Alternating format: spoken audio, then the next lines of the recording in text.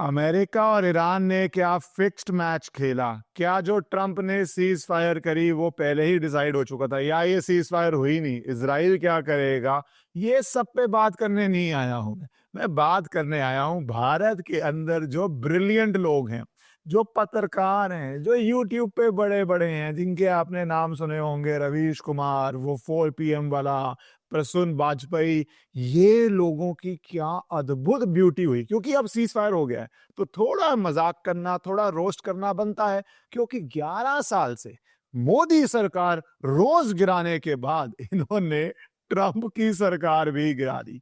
अपने थंबनेल्स, अपनी वीडियोस में किस तरह ट्रंप की सरकार गिराई। और ये जानना इसलिए जरूरी है कि आप समझें कि जब भारत का एनालिसिस होता है तो वो भी कितना सही, कितना एक्यूरेट, कितना फैक्ट्स पे बेस्ड होता है, जितना ट्रंप सरकार गिरने के फैक्ट्स पे है। शुरुआत का एक चावल का दाना शुरू करते हैं रवीश कुमार के इस थंबनेल से, जिसपे वो कहते हैं इजराइल की हालत खराब, ईरान पर हमला करके ट्रंप कंफ्यूज। तो पहले तो बोलते रहे ट्रंप बेचारा कंफ्यूज हो गया है, इजराइल की हालत खराब हो गई है, इजराइल की हालत पतली हो गई है, ईरान इतना शक्तिशाली है कि इजराइल के पसीने निकल रहे हैं।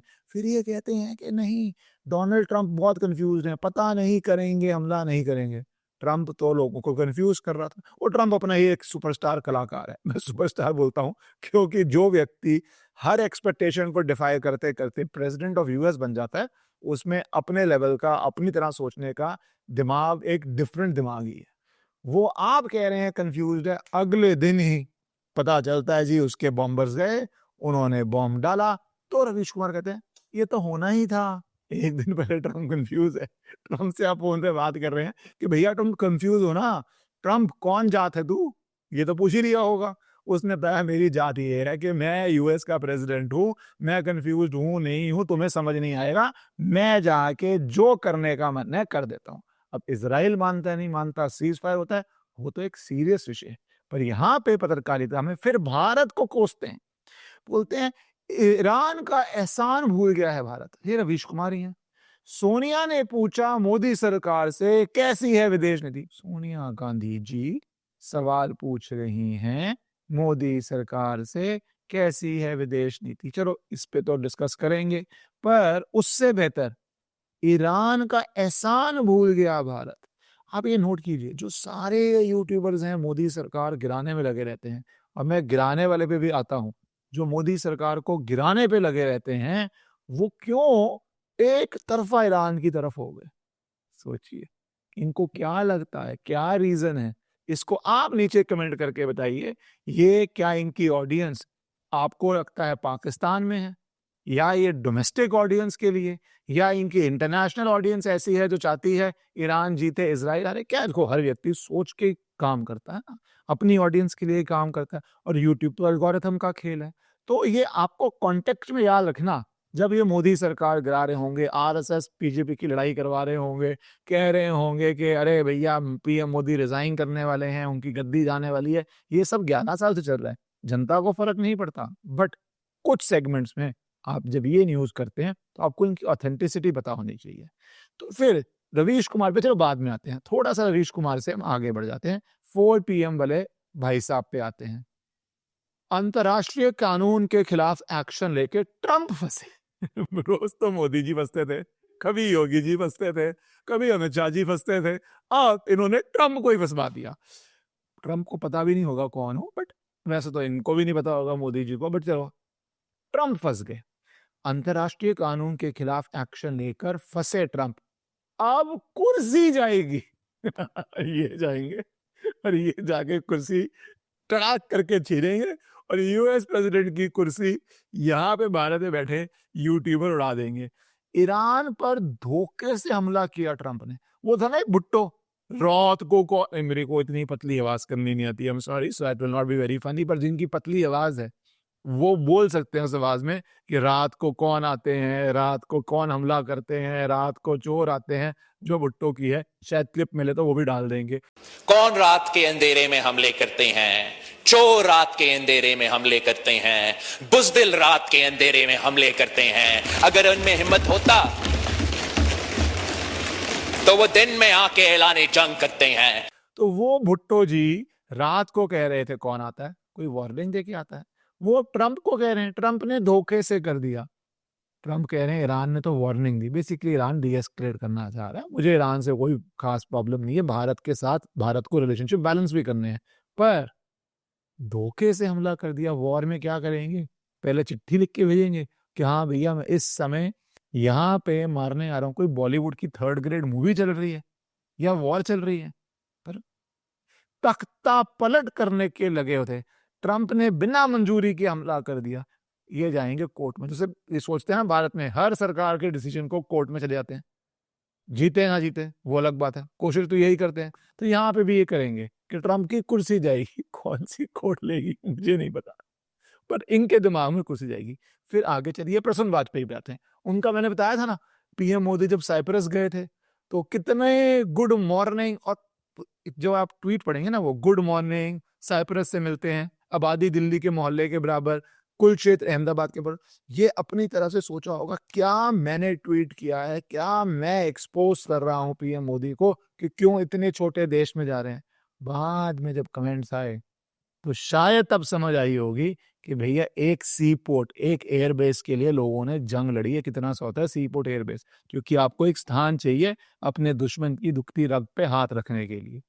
साइप्रस कितनी बड़ी दुखती रग है टर्की की, ये अब आप सब जानते हैं, टाइम नहीं वेस्ट करूंगा। तो जो अपने आप को सोचते हैं हमें पॉइंट मिल गया मोदी के अगेंस्ट, उसमें खुद ही एक्सपोज होते हैं। बट अब देखिए, Netanyahu scared of Iran, Israel छोड़ने पर मजबूर हो गए नेतन्याहू। एक ट्रंप की कुर्सी गिलवा रहा है, एक नेतन्याहू को इजराइल से भगवा रहा है। ये सपना लेने वाले तो बहुत लोग हैं कि इजराइल के लोगों को इजराइल से निकाल दिया जाए, बहुत लोग ये सपना लेते हैं। पर जनरली वो सब आपको मिलते हैं हमास में, हिजबुल्लाह में, ऐसी जगहों पे। पर वो यहाँ पे भी अगर चाहते हैं कि नेतन्याहू को इजराइल छोड़ के भागना पड़े तो उस पर क्या ही बोल सकते हैं। पर कम थोड़ी ना है, इजराइल पे हमला करना ट्रंप की सबसे बड़ी गलती। अब जंग शुरू हो गई, इजराइल को सॉरी ईरान पर हमला करके ट्रंप की गलती भी होगी। फिर वो ध्रुव राठी ग्रुप तो चल ही रहा है, जो शुरू हो जाता है सरेंडर मोदी, ये मोदी वो मोदी। अब आप 2-3 बातें समझिए यहाँ पे, मैं वो जा ही नहीं रहा द वायर पे, आरफूना खानन शुरू शिवानी के ट्वीट्स पे, या कुछ जो भारत में थे। एक बात मुझे बहुत डेंजरस लगी, कई अकाउंट्स और जनरली एनोनिमस अकाउंट्स होते हैं जो ये ट्वीट कर रहे थे, बहुत वायरल कर रहे थे, ये सीरियस बात है कि इंडियन एयर स्पेस यूज हुई ईरान पे हमला करने के लिए। आप सोचिए क्या मानसिकता है। और उसको कई लोग क्वेश्चन मार्क डाल के बढ़ा रहे थे, कई एडिटर्स भी बढ़ा रहे थे। क्यों? क्योंकि सबको पता है कि पाकिस्तान को फ्रीक्वेंटली यूज करता है US as a military base, as a air base, अपने मिलिट्री ऑपरेशंस के लिए। ईरान आज तो अब सीज फायर अगर हो गई, ईरान को याद रहना है किसने ईरान के अगेंस्ट एक्शन किया। पाकिस्तान की जो सारा तेल, सारा तो नहीं पर बहुत तेल आता है ईरान से। ईरान पाकिस्तान को सबक सिखाएगा ही सिखाएगा, आज नहीं तो कल, नहीं तो परसों।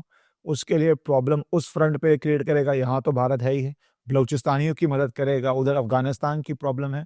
तो पाकिस्तान को बचाने के लिए ये झूठ फैलाया गया कि भारत की एयर स्पेस दी है भारत ने यूएस को।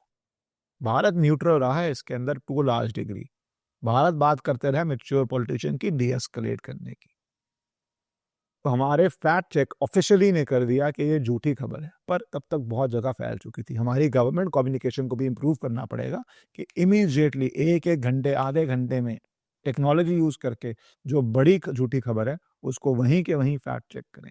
पर कई तो ये मजाक वाले हैं, ट्रंप को गिराने वाले, अपनी ऑडियंसेस को खुश करने घर बैठ के। असल में पाकिस्तान में भी ऑडियंस है जो सोचती है अरे हम तो जंग जीत गए, है ना ऐसी ऑडियंस। वैसे ही ट्रंप की गद्दी चली जाएगी, वो वाली ऑडियंस भी है जो सपनों में जीना चाहती है, क्योंकि हकीकत में जीना बहुत मुश्किल होता है, बहुत मेहनत करनी पड़ती है हकीकत में कुछ भी जीतने के लिए, चाहे जीवन हो, चाहे देश के लिए कुछ भी जीतना हो। सपनों में तो कुछ भी, बागबान बना लो, क्या फर्क पड़ता है।